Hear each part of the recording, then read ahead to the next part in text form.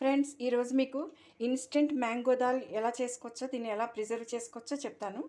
కందిపప్పు ఉట్టిది అలా ఇంత మెత్తగా మిక్సీలో వేసుకోవాలి, లేకపోతే మిల్లు పట్టించుకోవచ్చు. దానికి ఇది మనం వేసవికాలం మాగాయ ముక్కలు ఎండబెడతాం కదా, అలాగే ఎండబెట్టి మరీ పేస్ట్లా మరీ పౌడర్లా కాకుండా కొంచెం ముక్కలు కనిపించేటట్టు పొడిని చేసుకోవాలి. తర్వాత పసుపు, తర్వాత ఇంగువ, కరివేపాకు, ఎండుమిర్చి, పచ్చిమిర్చి, ఎండబెట్టిన పచ్చిమిర్చివి. తర్వాత పోపుకి ఆవాలు, మినపప్పు, 4 మెంతి గింజలు, నెయ్యి వేసాను. ఇప్పుడు నేతిలో పోపు వేస్తున్నాను. పప్పు నూనె కూడా వేసుకోవచ్చు, ఎవరిష్టం వాళ్ళది, కానీ నేను నెయ్యి వేస్తున్నాను.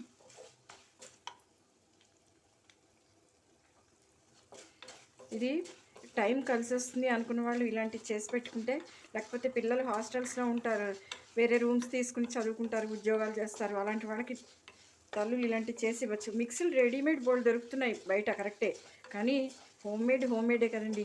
ఇందులో అమ్మ వాసన, అమ్మ చేతి వాసన వస్తుంది కదా, అది వేరు. అందుకని ఇలా చేసుకోవాలి.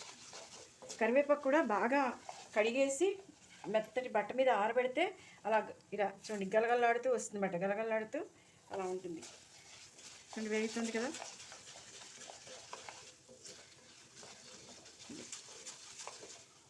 అంటే తప్పనిసరిగా ఇంట్లో ఒకళ్ళు ఉండి పూర్తి ఇంటి బాధ్యత తీసుకుని వండే ఇంట్రెస్ట్ ఉంటే పర్వాలేదు, లేకపోతే మాత్రం ఇలాంటివి చేసి పెట్టుకుంటే ఎవరైనా, ఇప్పుడు అందరూ ఉద్యోగాలు చేస్తున్నారు కాబట్టి మగవాళ్ళైనా పిల్లలైనా పెద్దవాళ్ళైనా ఎవరైనా చేయడానికి వీలుగా ఉంటుంది ఇది. అందుకని నేను చేసిన ప్రయోగం చాలా సక్సెస్ అయింది, అందుకే మన సబ్స్క్రైబర్స్ అందరితో పంచుకుందామని చేస్తున్నాను. చూడండి ఎర్రగా అయింది కదా, వేగింది. ఇప్పుడు ఈ కరివేపాకు, పచ్చిమిర్చి, మామూలుగా అయితే కొంచెం ఎర్రకారం కూడా వేస్తాను, వేయట్లేదు ఎందుకంటే పచ్చిమిర్చి చాలా కారంగా ఉన్నాయి, అందుకని వేయట్లేదు. ఇలా ఇవి కూడా బాగా వేగాలి.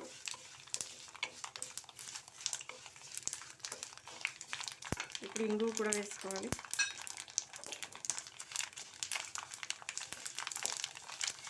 వేగుతుంది కదా ఇప్పుడు బాగా.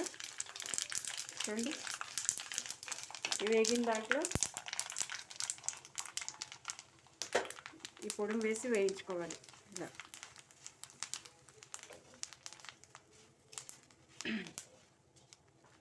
దీన్ని మనం ఎక్కడికైనా వెళ్ళినప్పుడు, ప్రయాణాల్లో తీసుకెళ్ళినా కూడా నీళ్లు బాగా మరిగించేసుకుని అందులో ఇది కలిపేసుకున్నా సరిపోతుంది, ఎందుకంటే ముందు బాగా వేయిస్తున్నాం కదా. అది ఇదే కావాలంటే మునగాకు వేసుకోవచ్చు, కొంచెం పులుపు కావాలంటే మాత్రం కొంచెం గోంగూర పొడి ఏదో వేసుకోవాలి. నిమ్మరసం పిండితే ఉండదు, మరి పచ్చి నిమ్మరసం పిండితే ఉండదు అనుకుంటా, నేను ఎప్పుడు చేయలేదు.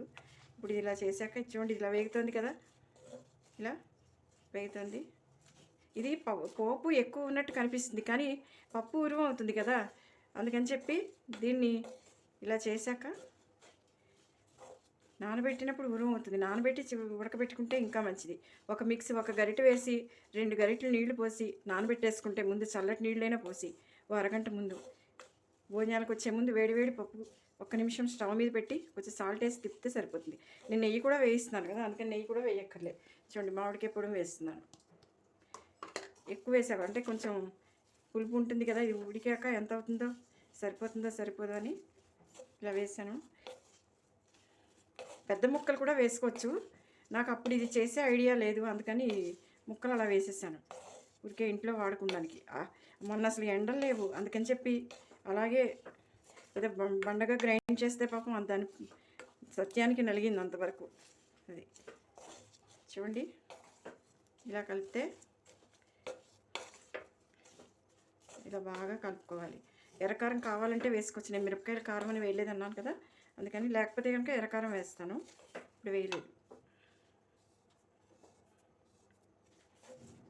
ఎంత స్పీడ్గా పనిచేసినా, ఎంత తక్కువ టైంలో చేసినా పొందిక మాత్రం చాలా ముఖ్యం కదా మన ఆడవాళ్ళకి.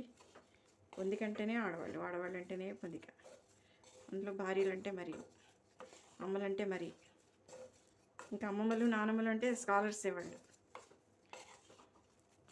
చూసారు కదా ఇప్పుడు ఇలా వేగింది కదా, ఎర్రగా వేగింది, ఇది ఎర్రగా వేగుతుంది కదా. ఇంక ఇప్పుడు స్టవ్ ఆపేస్తాను. ఈ వేడికి సరిపోతుంది. మెత్తటి పొడుం కదా, బాగా వేగిపోయింది.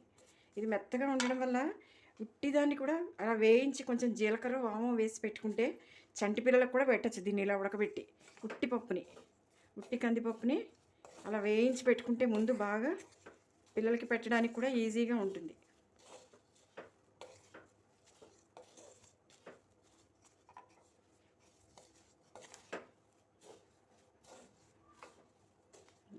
ఇప్పుడు స్టవ్ ఆపేసాను.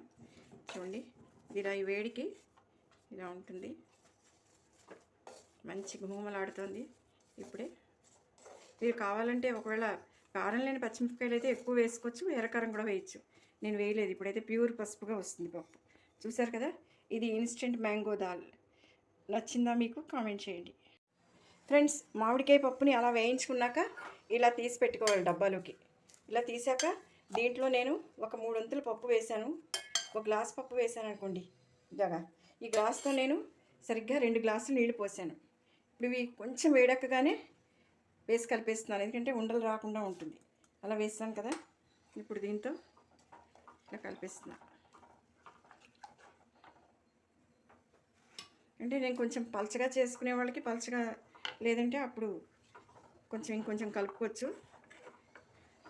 చూడండి, ముందు ఇలా నానితే అప్పుడు ఆ లంప్స్ అవి రాకుండా ఉంటాయి. ముందు ఇలా అదే నానబెట్టుకుంటే ఇంకా బాగుంటుంది. నేను నానబెట్టలే, మీకు కొలతలు చూపించాలని నానబెట్టలే. 1 కప్పుకి 2 కప్పులు నీళ్ళు పోసాను. మీకు పలచగా కావాలంటే ఇంకొంచెం పలచగా కూడా చేసుకోవచ్చు. ఇలా కలుపుతూ ఉంటే, అదే నానబెట్టారనుకోండి ముందే, దాన్ని అది కలపడం చాలా ఈజీ, వెంటనే ఉడికిపోతుంది ఇంకా తొందరగా. ఇప్పుడు ఇందులో నెయ్యి వేసాను కదా బోల్డ్, అందుకని మీరు నెయ్యి కూడా వేసుకోక్కర్లే. సన్న ఆవాల పోపు,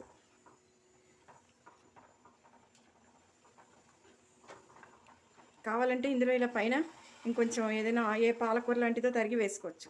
ఎందుకంటే ఇది మామిడికాయ పప్పు పుల్లగా ఉంటుంది కాబట్టి పాలకూర లేకపోతే బచ్చల కూర ఏదోటి మీ ఇష్టం. పొన్నగంటి కూర, పులుపులేని ఆకులు ఏది వేసుకున్నా దీనికి సెట్ అవుతుంది. చూడండి, కొంచెం చిక్కగా అవుతుంది కదా. చిక్కగా అయింది కదా. ఇది చూసారా, నానబెట్టి వండుకుంటే ఇంకా ఉరుము అవుతుంది కూడా. 1కి 2 పోస్తే ఇలా వస్తుంది.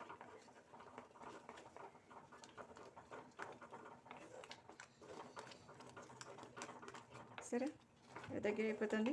ఇప్పుడు ఇందులో కొంచెం ఉప్పు వేసుకోవాలి.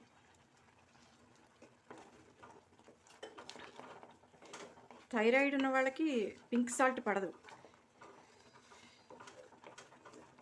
ఊరికే చెప్తున్నాను, దేవుడి దేవాలు ఇంకా నాకు రాలేదులేండి. అది అయిపోయింది. చూసారా పప్పు, అంతే. ఎలా ఉందో కన్సిస్టెన్సీ. పప్పు రెడీ. 1 నిమిషం అటు ఇటు అయి ఉండొచ్చండి, మరి 3 నిమిషాల కంటే. చూడండి, క్వాంటిటీ ఉందనుకోండి 10 నిమిషాలు పడుతుంది కదా, ఎక్కువ ఉంటే. అది ఇది ఇన్స్టెంట్ మ్యాంగో దాల్.